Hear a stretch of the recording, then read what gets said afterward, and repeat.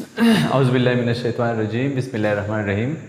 आज का हमारा टॉपिक है माइटोकॉन्ड्रिया। क्लास 9 के लिए और क्लास फर्स्ट ईयर के लिए एक कंबाइंड टॉपिक है। सो माइटोकॉन्ड्रिया क्या है? माइटोकॉन्ड्रियन इसका सिंगुलर है, माइटोकॉन्ड्रियन भी हम इस माइटोकॉन्ड्रिया को कह सकते हैं।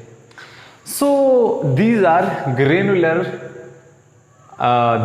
granular bodies found in the cytoplasm of eukaryotic cell we call mitochondria। मिसाल के तौर पे ये हमारे साथ हो गया एक सेल, ये इसमें हो गई न्यूक्लियस। यहाँ पे सेल में ग्रेन लाइक ऑर्गेनील है और हम इस ऑर्गेनील को नाम देते हैं माइटोकॉन्ड्रिया। ठीक है। सो आपको ये बात अपने जहन में ज़रूर याद रखनी है कि यहाँ पे ये प्रेजेंट है यूकैरियोटिक सेल में। और यूकैरियोटिक सेल वो सेल होते हैं जिसमें मेम्ब्रेन बाउंडेड ऑर्गेनील्स प्रेजेंट होते हैं। सो ये माइटोकॉन्ड्रिया है, इसमें मेम्ब्रेन प्रेजेंट है। सो ये एक मेम्ब्रेन बाउंडेड ऑर्गेनील है। सो डेफिनेटली ये प्रेजेंट हो गया यूकैरियोटिक सेल में, ये प्रोकैरियोटिक सेल में नहीं पाया जाता। ठीक है। इसके कुछ कॉमन नेम्स है।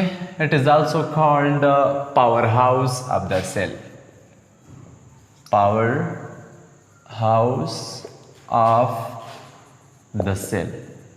ठीक है। इसको एक नाम ये भी कह सकते हैं। इसके अलावा energy generating, it is also called energy generating unit of the cell भी हम इसे कह सकते हैं। It is also called energy generating unit of the cell, energy generating unit of cell. ठीक है।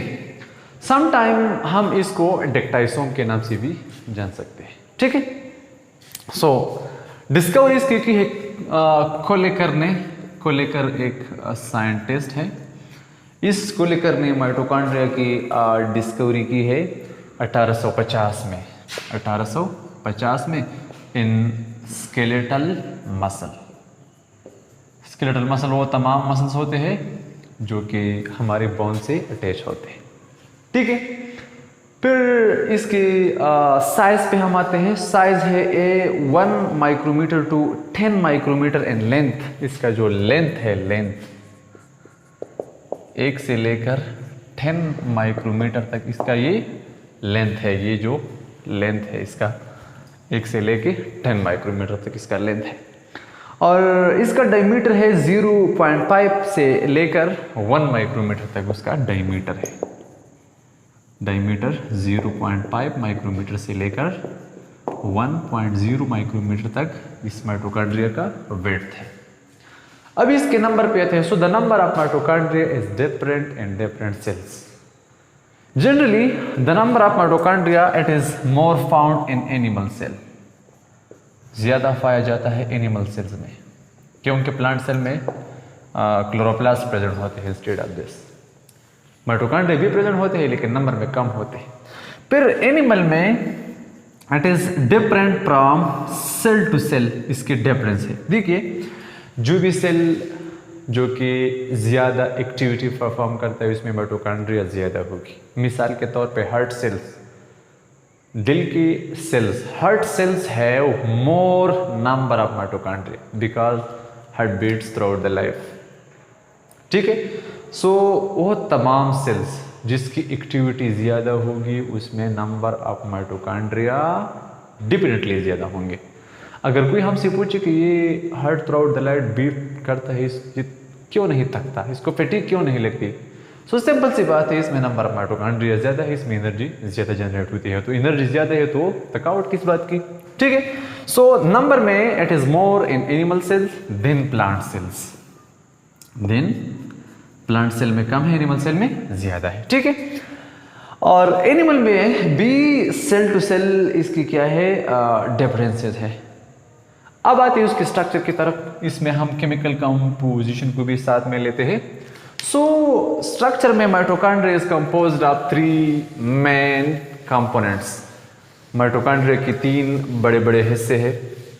2 मेम्ब्रेन्स है और एक है माइटोकॉन्ड्रियल मैट्रिक्स। सो एक है हमारे साथ आउटर मेम्ब्रेन, ये बहुत ही आसान टॉपिक है, आउटर मेम्ब्रेन। दूसरा है हमारे साथ इनर मेम्ब्रेन। ये पहले हम आते हैं, इट इज आउटर मेम्ब्रेन। अभी देखिए, ये आउटर मेम्ब्रेन है स्मूथ, इट इज स्मूथ, ये स्मूथ है। इस आउटर मेम्ब्रेन में छोटे छोटे पोर्स हो जा प्रेजेंट है, यहां पे पोर्स प्रेजेंट है। इन पोर्स को हम नाम देते हैं पोरेंस। सो इट कंटेन पोरेंस, ठीक है। सो ये बेसिकली पोरेंस क्या होते हैं? So these porins are special protein, these are special protein that help in transportation, that helps in transportation of material। देखिए, ये तो सारा साइटोप्लाज्म है, इस साइटोप्लाज्म में ये माइटोकॉन्ड्रिया प्रेजेंट है। साइटोप्लाज्म से मॉलिक्यूल माइटोकॉन्ड्रिया को अंदर जाती है, क्रेब्स साइकिल के लिए जाती है ग्लूकोज मॉलिक्यूल, जो कि एसिटाइल कोएंजाइम में कन्वर्ट हो सकती है पायरुविक एसिड से, ठीक है। So molecule through porins, porins are special type of protein, these are transporter protein that help in the free transportation of material from the cytoplasm into the mitochondrial matrix। so ये तो हो गए हमारे साथ proteins की बात, और ये हो गए हमारे साथ आउटर मेम्ब्रेन। सीधी सी बात है, outer membrane is smooth and contain porins, these porins are protein molecule which allow the passage of molecule into the mitochondria। दूसरे नंबर पे हमारे साथ प्रेजेंट है यहाँ पे इनर मेम्ब्रेन, और आप यहाँ आपको दिखाई देगा inner membrane, it is not smooth, it is folded inward. This inner membrane is folded inward, ये इनर मेम्ब्रेन है, देखिए फोल्डेड इनवर्ड, फिर इनवर्ड फोल्डिंग है, फिर इनवर्ड फोल्डिंग है, और ये फोल्डिंग होके ये एक स्ट्रक्चर बनाता है। ये तो हमारे हो गए पहले इनर मेम्ब्रेन, ठीक है। इस इनर मेम्ब्रेन में एक फोल्ड है, ये एक फोल्ड है, इस फोल्डिंग को हम नाम देते हैं क्रिस्टा, सिंगुलर है, क्रिस्टी फिर फ्लोर है, बहुत सारे क्रिस्टी प्रेजेंट होते हैं इस इनर मेम्ब्रेन में। ये फोल्डिंग क्या करता है? This folding increase its surface area, increase its surface area for cellular respiration, ठीक है। सेलुलर रेस्पिरेशन के लिए ये सरफेस एरिया को इंक्रीज कर देता है, बढ़ा देता है। अब यहां पे इस इनर मेम्ब्रेन में हमारे साथ प्रेजेंट होते हैं कुछ पार्टिकल्स प्रेजेंट होते हैं, यहां पे ऐसे पार्टिकल्स प्रेजेंट होते हैं इनर मेम्ब्रेन पे। इन पार्टिकल को हम नाम देते हैं F1 particles, F stand for friction, ठीक है। So it contain F1 particle, इसको हम F0 to F1 पार्टिकल भी कह सकते हैं। इस पार्टिकल को हम एलिमेंट्री पार्टिकल भी कह सकते हैं, एलिमेंट्री पार्टिकल्स। इस पार्टिकल को हम ऑक्सीसोम्स भी कह सकते हैं, चार नाम है, ठीक है।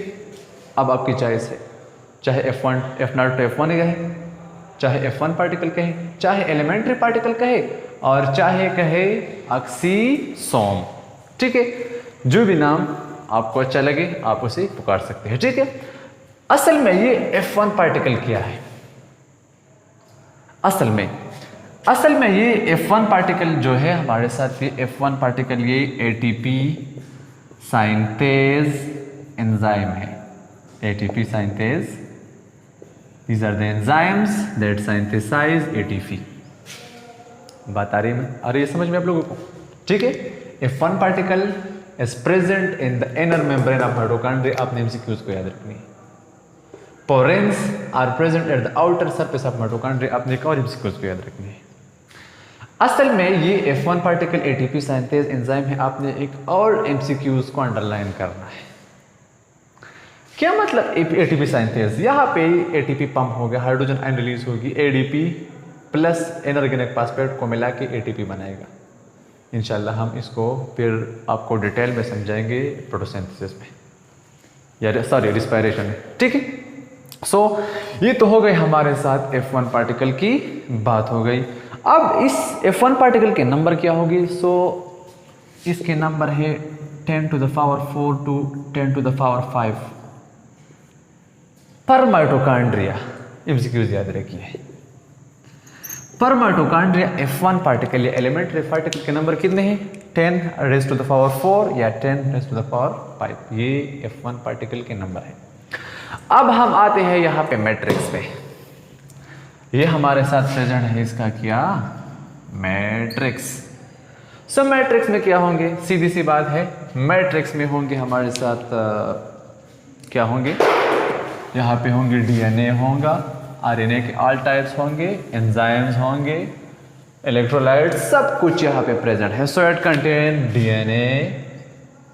डीएनए के अलावा RNA all types means messenger RNA, transfer RNA, ribosomal RNA, सब आरएनए पार्टिकल यहाँ पे प्रेजेंट है, ठीक है।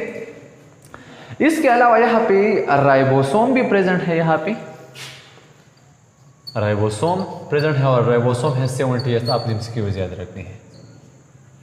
और इसके अलावा एंजाइम भी प्रेजेंट होते हैं। देखिए राइबोसोम प्रेजेंट है, अपनी प्रोटीन सिंथेसिस खुद कर सकती है, ये मैट्रिक्स है। आरएनए भी है, डीएनए भी है। सो डीएनए भी है और आरएनए भी है। सो जरूर याद रखिए माइटोकॉन्ड्रिया सेल्फ रेप्लिकेटिंग ऑर्गेनेल है। So it is self replicating organelle.